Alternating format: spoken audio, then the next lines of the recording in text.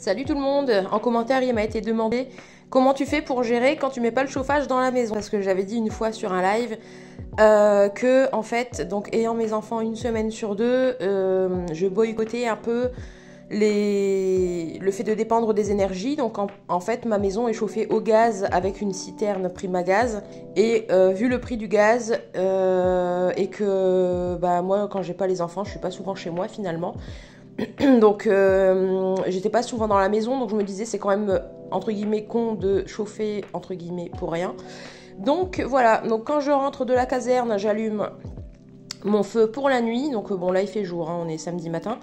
J'allume. En général, la dernière bûche, je la mets vers 22h30 et je me lève vers 5h30 du matin pour aller prendre ma garde, et il fait encore 18 dans la maison, donc c'est très très supportable. Par contre, là, donc hier, je me suis couchée tôt, dernière bûche vers 20h je crois, ce matin. Bon là ça a augmenté déjà, mais j'avais 15 en me levant. Donc j'ai allumé la cheminée il n'y a pas si longtemps, enfin le poêle. Donc voilà, donc comment je gère? J'ai un poêle à bois. Clairement, c'est, je pense, un indispensable quand on veut dépendre un peu moins des énergies extérieures. Mais bon, après on dépend du bois, vous me direz, de toute façon ça revient au même, sauf que le bois on peut l'avoir par Pierre-Paul Jacques, que les énergies, vous dépendez du prix. On peut pas vraiment négocier le prix avec Primagaz ou EDF, quoi. Donc voilà. Donc moi le bois, j'ai la chance entre guillemets de l'avoir pas trop cher. Maintenant, le ster de bois est arrivé dans le Pas-de-Calais, en tout cas entre 60 et 85 euros, ça dépend du bois. Donc c'est toujours moins cher que du gaz, parce que moi si je chauffe ma maison, donc qui est assez grande, j'ai 140 mètres carrés au sol, une maison ancienne, en DPE, j'étais en D quand j'ai acheté. Là j'ai commencé à travailler sur les pertes, les déperditions de chaleur, parce que j'ai des pertes par endroit. Là je suis en train de changer certaines menuiseries qui n'étaient pas adaptées et pas isolées, donc je vais déjà gagner en isolation aussi. Donc voilà, donc le poêle en rentrant, sur le lit, un bon plaid doublé, un peu fausse fourrure, et puis c'est très bien. Et puis sinon un polaire, et puis ça se gère quand même super bien. Et quand par contre j'ai les enfants, je rallume la chaudière, parce que bon, c'est pas, je vais pas leur imposer ça, mais déjà dépendre du gaz qu'une semaine sur deux, pour moi c'est déjà pas mal. Vous voyez, regardez, j'ai déjà gagné, ça monte tout doucement, 2,5 degrés. Regardez, ça monte.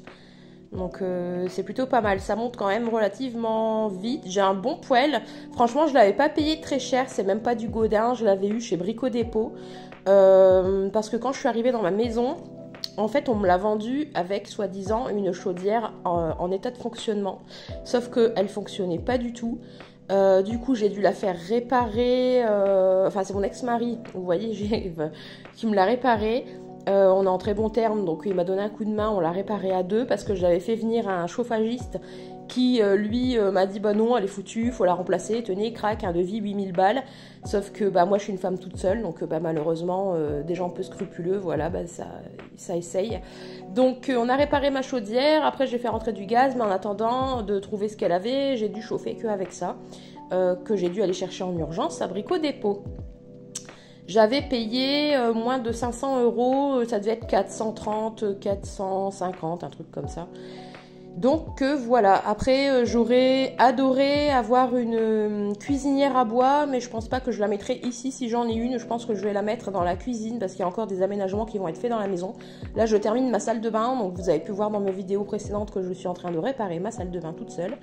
Donc voilà, d'ailleurs aujourd'hui je pense que ce matin je vais bricoler dehors, et après-midi je vais poser mon carrelage. Comme ça ce sera fait. Donc voilà, donc ça se gère quand même plutôt pas mal si vous avez voilà, un foyer à bois. Maintenant, si demain, comment vous expliquer, si demain il y avait un effondrement et que on n'était plus du tout livré en gaz, voilà quoi, je chaufferai que avec ça, mais sachant que ma maison est en L, en forme de L, et du coup mon poêle ne chauffe pas toute la maison, donc ce qui est un peu chiant quoi, faut se l'avouer. Donc à voir avec les aménagements futurs, justement le fait de mettre une gazinière à bois dans la cuisine, ça avantagerait ce côté-là. de mettre ça en plus. Sachant que l'an dernier, j'ai dû me servir de mon poêle 3 semaines au mois de mars, il me semble, parce que Primagaz n'avait justement plus de gaz. Ils étaient en rupture et du coup, on a été livré avec 3 semaines de retard suite à une pénurie. Donc, j'ai dû faire avec. Donc, voilà.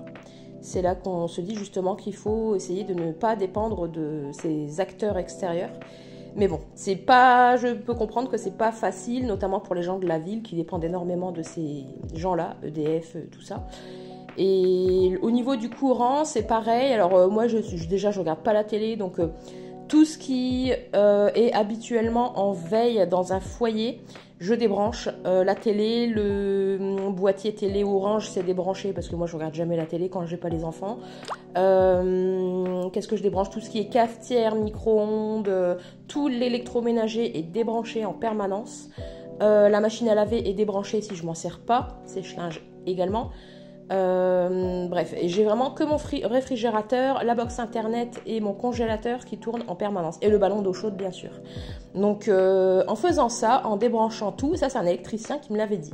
Il m'avait dit, tout ce qui est en veille, ça consomme. Alors certes, pas beaucoup, mais mis bout à bout, sur une année, ça consomme quand même pas mal.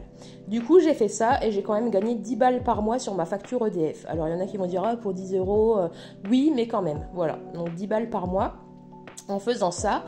Et je vais essayer de me renseigner parce qu'en fait, sur ma facture, la moitié quasiment de ma consommation, c'est mon ballon d'eau chaude. Alors, il faut vraiment que je vois un peu parce que je ne sais pas quand est-ce qu'il a été posé. Je ne sais pas s'il y a une date dessus. Il faudrait vraiment que je m'y intéresse. Ah oui, puis j'ai ma VMC aussi branchée en continu. Faudrait que je m'y intéresse parce que maintenant il existe des ballons d'eau chaude à économie d'énergie, donc faudrait que je regarde un peu comment ça marche, voir si ça vaudrait le coup de le changer ou pas. Et là je suis en train d'étudier donc sur papier l'éventuelle installation de panneaux solaires, mais de kits tout prêts du genre BIM et compagnie. Donc j'ai vu ça chez Weldom la fois dernière et c'était plutôt pas mal.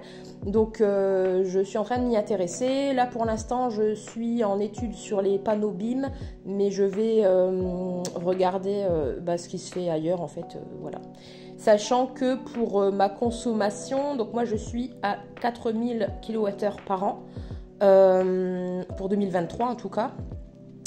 Sachant qu'on a consommé plus en novembre et décembre, enfin à cheval novembre-décembre, parce que justement Primagaz, ils ont foiré avec tout le monde. Pareil, on a eu quasiment 3 semaines de retard de livraison.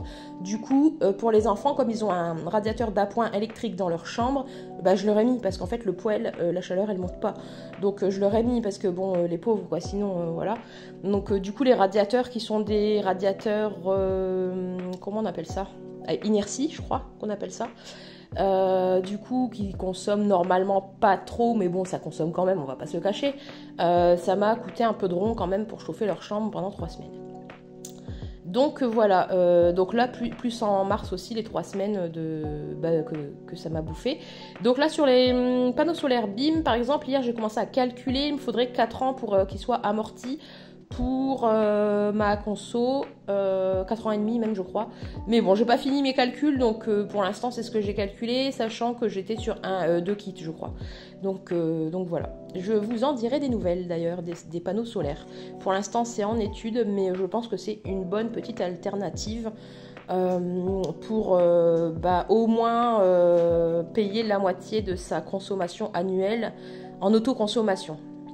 Voilà, sur ce, je vais vous laisser. Je vais aller m'habiller déjà, me laver, m'habiller et je vais aller m'occuper de mes animaux. Allez, salut, abonnez-vous.